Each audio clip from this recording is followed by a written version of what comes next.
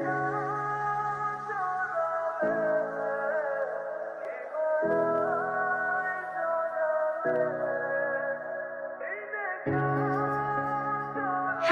আপনার পাশের ফ্ল্যাটের ভাড়াটিয়া। আপনার জন্য বিরিয়ানি নিয়ে আসছিলাম, খেয়ে নেবেন। হ্যাঁ, ঠান্ডা হয়ে গেলে কিন্তু ভালো লাগবে না, খেয়ে নেবেন। আর প্লেটটা খালি হলে বাসে দিয়ে আসবেন। আমি তাহলে যাই, আপনি আপনার কাজ করেন। আচ্ছা, লাগিয়ে দিয়েছি, সমস্যা। কিরে, দিয়ে এসেছিস? হ্যাঁ, দিয়ে তো আসলাম, কিন্তু ছেলেটা খাবে কিনা বুঝতে পারছি না। কেন ওকে দেখলাম ফাঁসি দেওয়ার চেষ্টা করতেছে। বলিস? ফাঁসি দেওয়ার চেষ্টা করছে? তুই বলিসনি? আমি কি বলবো, চিনি নাকি? কথাবার্তা, একটা ছেলে ফাঁসি দিচ্ছে আর তুই কিছু না বলে চলে আসছিস? একটা কাজ করতেছে, করুক। আমার খাবার দেওয়ার কাজ আমি দিয়ে আসবো। বলিস কি? তোর কথাবার্তা ঠিক আছে? হায় রে, ছেলেকে তো ফাঁসিতে ঝুলে গেছে কিনা কে জানে। হায় আমার তাড়িয়ে, হায় রে আল্লাহ রে আল্লাহ। দেখে খাচ্ছে। খাবার দেখে মনে হয় সুইসাইডের কথা চিন্তা বাদ দিস, ভালোই হয়েছে। তোমাদের বাসায় আর কেউ নেই? না আন্টি, আমি এখানে একাই থাকি। বিরিয়ানি কেমন হয়েছে? অনেক মজা হয়েছে। আপনি মরতে যাচ্ছিলেন কেন? বাবা, ওর কথা কিছু মনে করো না। আপনারা খেয়েছেন তো? হ্যাঁ, খেয়েছি। আপনি একা থাকেন কেন? একটা বিয়ে করতে পারেন না? তুই কিসব কথাবার্তা? তুই খাও বাবা, আমার সাথে চল। ইস, চলে গেল। বিরিয়ানির সাথে একটা বোরানি থাকলে ভালো হতো। যাই হোক, একটু ওর তো সুইসাইডই করবো, যেটা আছে সেটাই খেয়ে নি। যে শুনুন, কোথাও যাচ্ছেন? আপনি কি চাই? তো আপনার সুইসাইডের খবর কত দূর? গতকাল তো সুইসাইড করা হয়নি, তবে ভাবছি আজ রাতে সুইসাইড করে ফেলবো, মিস হবে না। হ্যাঁ হ্যাঁ, করে ফেলেন। আপনার জন্য শুভকামনা। দান করবেন, ঠিক আছে? সুইসাইড করার জন্য কেউ শুভকামনা জানায়? অদ্ভুত মানুষ তো আপনি। তো আপনি কাজ করতে যাচ্ছেন একটা, সেখানে আপনাকে উৎসাহ দেওয়াটা দরকার না? আচ্ছা, আপনার কি একটু কষ্ট হবে না? আপনার চোখের সামনে দাঁড়িয়ে থাকা মানুষটা আজকের মধ্যে মারা যাবে। কেন কষ্ট হবে? সব কষ্ট তো আপনার হবে। আপনি গলায় ফাঁসি দিবেন, আপনার দম বন্ধ হয়ে যাবে। সেখানে আপনার কিচ্ছু না। কি ছেলে পাগল নাকি? পাগল না, আমি প্রেমিক।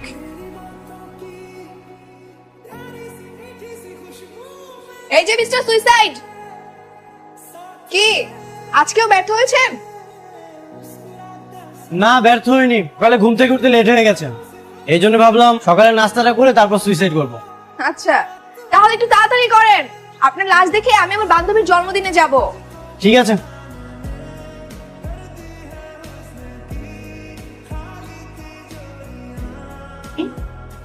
আন্টি, আমি পাশের ফ্ল্যাটেই থাকি।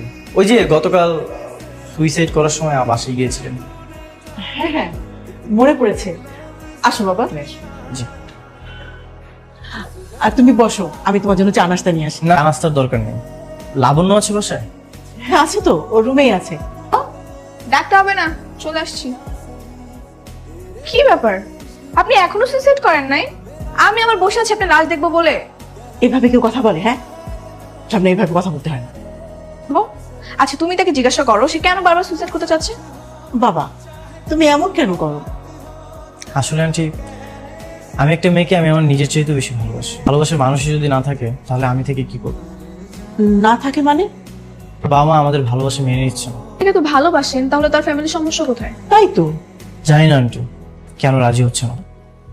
তুমি আর পাগলামি করো না, বলে আমি ওই মেয়ের বাসায় গিয়ে বুঝি। তুমি গেলে তার কোনো সমস্যাই থাকবে না।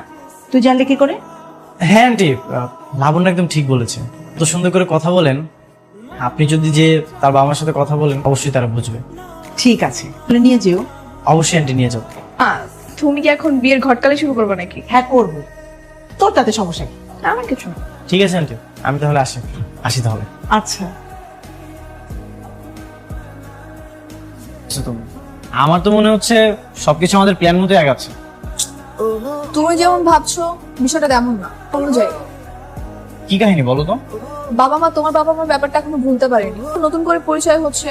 তোমার বাবা মার ব্যাপারটা যখন আবার জানতে পারবে, আবারও ঝামেলা করবে। আঙ্কেল আন্টিকে কিছুতেই বুঝতে দেওয়া যাবে না আমাদের দুজনের মধ্যে যে আগে থেকে পরিচয় ছিল। ছিল ভালোবাসো না?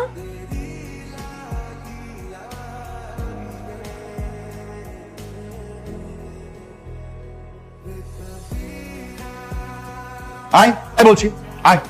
কি হয়েছে? হাত ধরে এবার টানতে টানতে নিয়ে আসছো কেন? সময় চোখ দিয়ে যা দেখা যায় তা সত্যি হয়ে যায় না। এটা বলছিলা সেটা খুব ভালো। তুমি জানো ওর পরিচয় কি? কি? এটা তোমার মেয়ের সেই প্রেমিক যার সাথে আমরা বিয়ে দেবো না বলে বাসা চেঞ্জ করে এখানে। মা, তুমি তো দেখেছো আবিকে কয়েকদিন ভালো ছেলে, তাহলে মেনে নিতে সমস্যা কোথায়? তুই না বলেছিলি এটা তোর বান্ধবীর মামার বাসা? আচ্ছা আচ্ছা, মিথ্যে কথা বলে আমাদেরকে এই বাড়িতে উঠিয়েছিস। না শোনো, এই, এখন থাক। ওকে রুমে যা।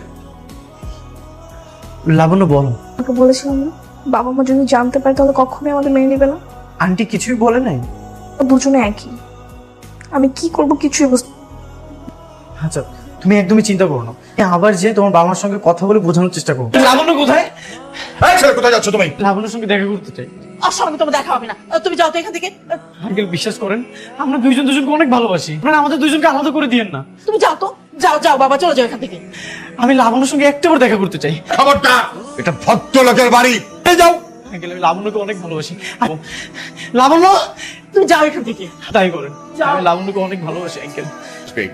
যদি আমার মেয়েকে ওদের পছন্দ হয়, আমি ওই জায়গায় আমার মেয়ের বিয়ে দিব। অন্যকে বলে দেবা?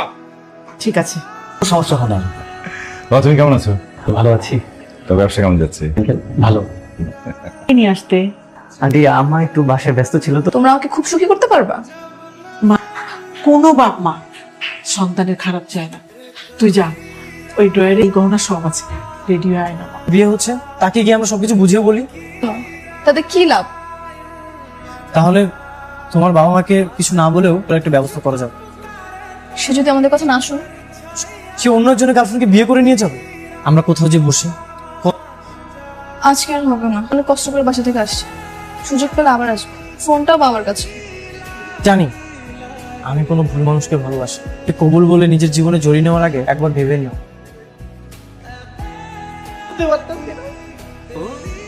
আমি কোনো ভুল করি নাই। ভুল করি নাই, ভুল করছো।